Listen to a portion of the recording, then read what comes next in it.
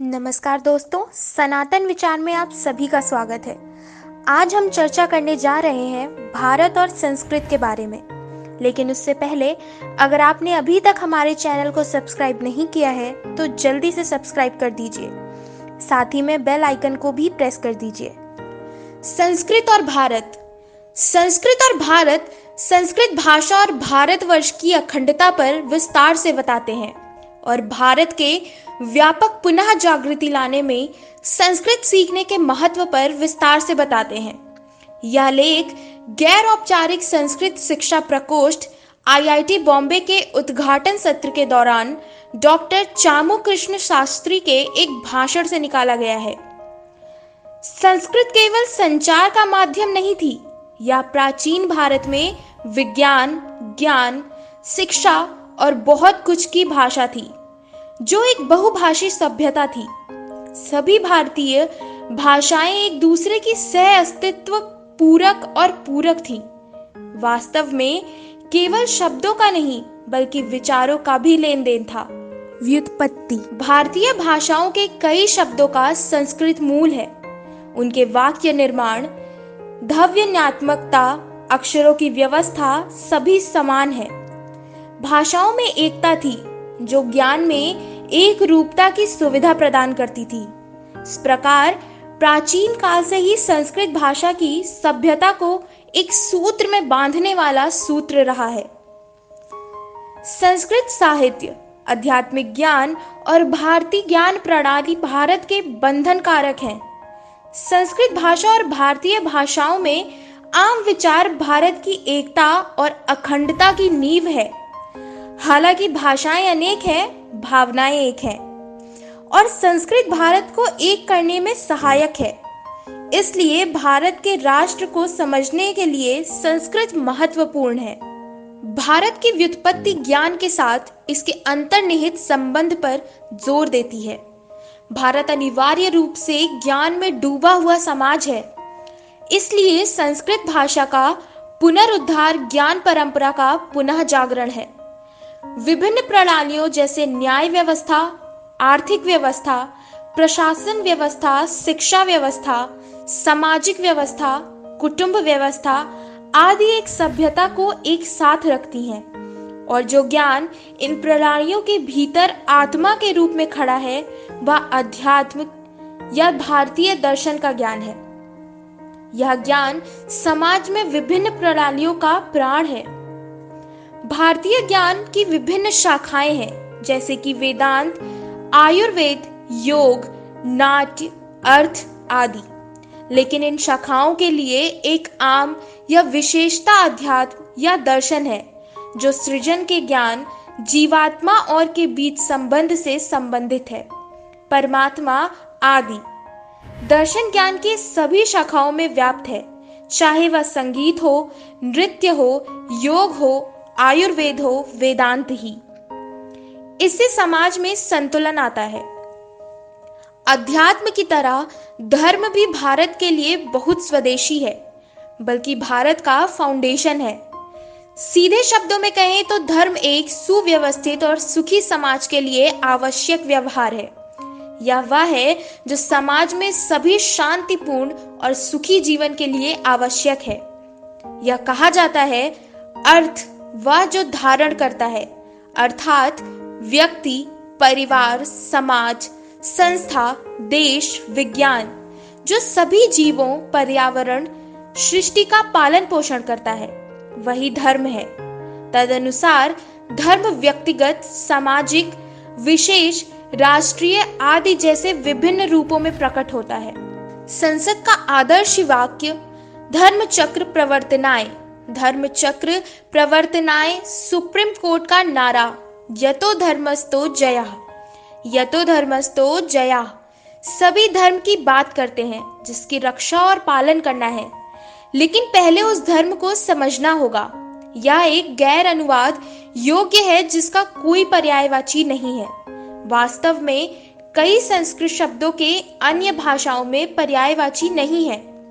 उदाहरण के लिए पापा को कभी कभी शिथिल रूप से पाप के रूप में अनुवादित किया जाता है, लेकिन पुण्य का अंग्रेजी समकक्ष क्या है? वहाँ कोई नहीं है, क्योंकि यह अवधारणा ही अंग्रेजी संस्कृति के लिए अलग है। इसी तरह नैवेद्य, प्रसाद, अभिषेक, तीर्थ आदि सभी अवधारणाएं भारत के लिए स्वदेशी हैं। वे विचार और सिद्धांत हैं जो संस्कृत से उत्पन्न हुए हैं और उनकी अंग्रेजी समकक्ष नहीं है। ऐसी हजार अवधारणाएं संस्कृत के लिए अद्वितीय हैं और धर्म उनमें से एक है जिसे समझना चाहिए और धर्म की पेचीदगियों को समझकर इसे व्यक्तिगत, पारिवारिक और सामाजिक जीवन में लागू करना है। ज्ञान भाषा, ज्ञान भान। भगवत गीता के अध्याय 4 में जब कृष्ण कहते हैं धर्म संस्थाए धर्म संस्थापनार्थ है, यह विज्ञान, शिक्षा, शासन, व्यापार और वाणिज्य आदि जैसे सभी शास्त्रों में धर्म को बहाल कर रहा है और इसे संस्कृत के अध्ययन से प्राप्त किया जा सकता है। भारतीय ज्ञान परंपरा और संस्कृत के माध्यम से और संस्कृत भाषा का अध्ययन करके समझा और प्रचारित किया जा सकता है। जैसे कि पहले उल्लेख किया गया है, संस्कृत केवल संचार का माध्यम नहीं थी। यह प्राचीन भारत में विज्ञान, ज्ञान, शिक्षा और बहुत कुछ की भाषा थी। 1835 में मैकाले के कार्यवृत्त के उद्भव के साथ संस्कृत की जगह अंग्रेजी ने ले ली। भारत की बहुभाषी विरासत इस बात का प्रमाण है कि भारत ने कभी भी भाषाओं का तिरस्कार नहीं किया, इसलिए यह अंग्रेजी के प्रतिरोध के बारे में नहीं है। सभी भाषाएं सह अस्तित्व में हो सकती हैं। हालांकि चूंकि औपचारिक शिक्षा प्रणाली में संस्कृत आधारित शिक्षण प्रणाली पिछड़ गई है, इसलिए संस्कृत और आधुनिक शिक्षा के बीच एक अंतर पैदा हो गया है जिसे भरने की जरूरत है। इसलिए संस्कृत स्कूलों, कॉलेजों और विश्वविद्यालयों को आधुनिक विषयों के शिक्षण में संलग्न करने की आवश्यकता है, जबकि आधुनिक शिक्षण संस्थानों को संस्कृत पढ़ाना चाहिए। संस्कृत सीखने में क्या शामिल है? यह भाषा, अर्थशास्त्र, आरोग्य शास्त्र, न्याय, विधि, शिल्पा, संगीत, कला आदि का अध्ययन है। ज्ञान की सभी शाखाओं में प्राचीन काल के संस्कृत ग्रंथ हैं, उनका अध्ययन किया जाना चाहिए।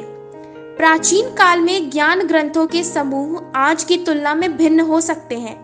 उदाहरण के लिए हम पुराणों को देवताओं पर कहानियों का संग्रह मानते हैं। जो बात गलत है वह यह है कि आम लोगों को वेदों के तत्वों, दर्शनों, सिद्धांतों और विचारों से परिचित कराने के लिए बनाए गए थे।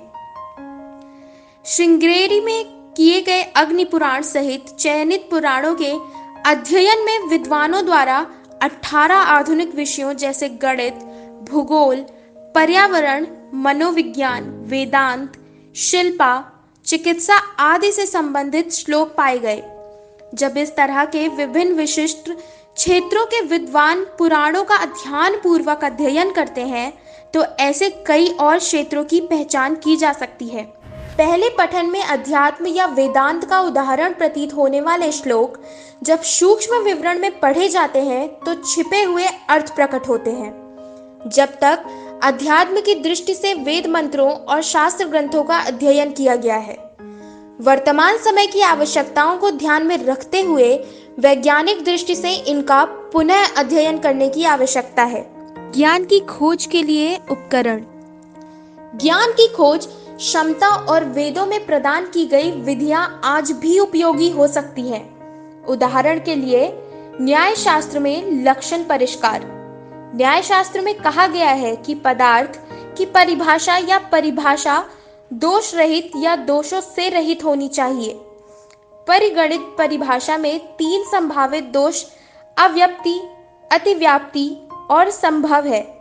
संभावनाओं में से एक आधुनिक परिभाषाओं को फिर से परिभाषित करने के लिए न्याय शास्त्र द्वारा दिए गए इस परिभाषित उपकरण लक्षण परिष्कार का उपयोग करना है। इसी तरह ऐसे कई विचारों का खनन किया जा सकता है। नवजागृत भाषा की सुबह। शिक्षा की यात्रा संभाषण से शास्त्र अध्ययन तक आगे बढ़ना चाहिए और संस्कृत भाषा के अध्ययन के माध्यम से भारत के हृदय और आत्मा को समृद्ध, सशक्त और विश्व गुरु बनाकर पुनर्जीवित किया जा सकता है। यही उद्देश्य होना चाहिए।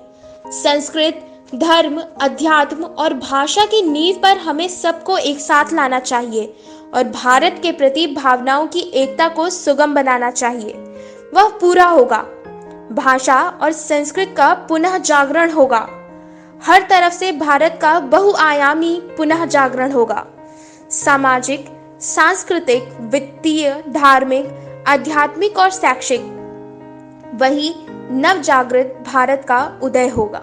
ऐसी ही और जानकारी के लिए सब्सक्राइब कीजिए हमारे चैनल को और वीडियो को लाइक और शेयर करना ना भूलें। तब तक के लिए धन्यवाद।